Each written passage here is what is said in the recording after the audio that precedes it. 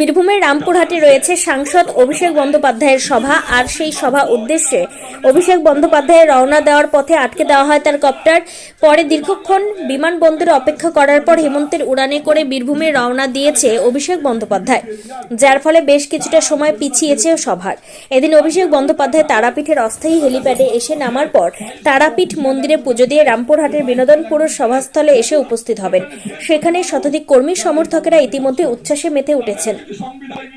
বীরভূম থেকে ক্যামেরায় অনুকূল গড়াইয়ের সাথে শুভদীপ গুইয়ের রিপোর্ট, ক্রাইম প্রেস বেঙ্গল নিউজ। বিভিন্নভাবে তোমরা জেল খাটাচ্ছ। গৌতম দেব মজুমদার এরিয়ার মধ্যে পড়ে, আমার তাদেরকে মুম্বাই ফরেন ট্যাক্স মামলাতে সেখানে বিজেপি কোনো সহযোগিতা করবে। বিজেপি হচ্ছে বাংলা বিরোধী সরকার, বিজেপি হচ্ছে বাংলাভাষী মানুষের সরকার। যখন ব্যবসায়ী থেকে আরম্ভ করে যারাই বাংলার বাইরে যাচ্ছে তাদেরকে তকমা লাগিয়ে দেওয়া হচ্ছে বাংলাদেশ। তার জবাব কিন্তু আমাদের প্রত্যেককে দিতে হবে।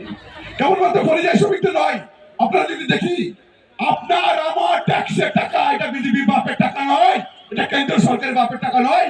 আমরা ডেলি যে লবণ থেকে আরম্ভ করে চাল থেকে আরম্ভ করে আমি যে জামাটা পরছি প্রত্যেক কিছুর উপরে আমরা কেন্দ্র সরকারকে ট্যাক্স দিই। তৃণমূল কংগ্রেস মমতা ব্যানার্জি, বন্দে মাতরম, বন্দে মাতরম। তৃণমূল কংগ্রেস, শেখ ব্যানার্জি, বন্দে মাতরম, বন্দে মাতরম। তৃণমূল কংগ্রেস, মাতরম, বন্দে মাতরম, বন্দে মাতরম।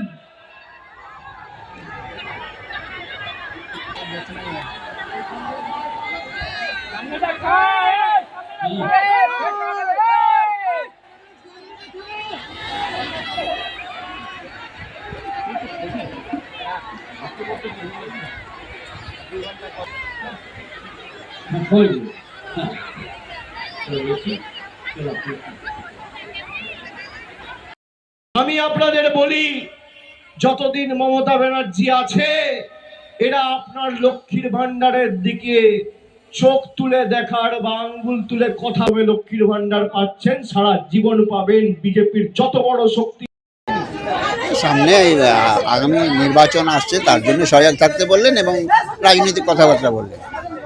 অভিষেক বন্দ্যোপাধ্যায়ের একটা দেরি হয়েছে, আমরা সকাল থেকে অপেক্ষা করেছিলাম তার জন্য, কি মনে হচ্ছে? ওনাকে দেখা মানে ম্যাক্সিমাম 50% লোক দেখার জন্য আগ্রহী ছিলেন। অভিষেক এর আগেও একটা এখানে গত 2 বছর আগেও এখানে একটা সভার কথা ছিল, সে সময় আসেননি আর কি। এবার এসছেন অনেক মানুষ দেখার জন্য এবং রাজনীতিভাবে কথাবার্তা শোনার জন্য এসছে এবং অনেক আগ্রহে মানুষ বসেছিলেন সারা সকাল থেকে এখন অবধি পর্যন্ত। এইমাত্র তো শেষ হলো, অনেক মানুষ ধৈর্য ধরে বসেছিলেন দেখার জন্য এবং তার ভাষণ শোনার জন্য। আগামী দিনে তাহলে কি 26-এর নির্বাচনে অভিষেক বন্দ্যোপাধ্যায়ের কথা মতো আপনারা নির্বাচন? অবশ্যই নির্দ্বিধায়। কোনো কি টার্গেট বেঁধে দিয়ে গেলেন অভিষেক বন্দ্যোপাধ্যায়? টার্গেট তো হ্যাঁ, সম্পূর্ণ আমাদের 11-ই। আপনার নাম? আমার নাম হামিদুর রহমান, ডাকনাম উজ্জ্বল নামে পরিচিত। কোন দায়িত্বে রয়েছে? আমি পঞ্চায়েত মেম্বার, জয়কৃষ্ণ পঞ্চায়েত মেম্বার, তোগলবাটি অঞ্চলের। জনগণের কাছে উনি যেটা বললেন যে আমাদের যে বিধানসভার 11টা বিধানসভা, সেই 11 বিধানসভাতে যেন আমরা 11টাই জিততে পারি, কর্মীদেরকে উজ্জীবিত করলেন ওনার বক্তব্য। কোনো কি টার্গেট বেঁধে দিয়ে গেলেন? টার্গেট ওইটাই যে 11তে 11 আমাদের করতে হবে। আপনার নাম? আমার নাম আমিরুল ইসলাম। আর আমরা এই মাঠ যেটা এখানে সভা হলো, এই মাঠের আমরা লোকাল, এখানকার এই গ্রামেরই মানুষ। আমরা দীর্ঘদিন ধরে মানে কয়েকদিন ধরে যে অক্লান্ত পরিশ্রম করে এই মাঠকে করলাম, তার মধ্যে আজকে উনি এসছেন তাতে, এবং আমরা মানে সাফল্যমণ্ডিত হয়েছে আমাদের সভা। যে মানুষ এসছে, যা মানে ছিল আমাদের ক্যাপাসিটি, তার থেকে অতিরিক্ত আরও এসছে, টার্গেট তার থেকে অনেক বেশি এসছে।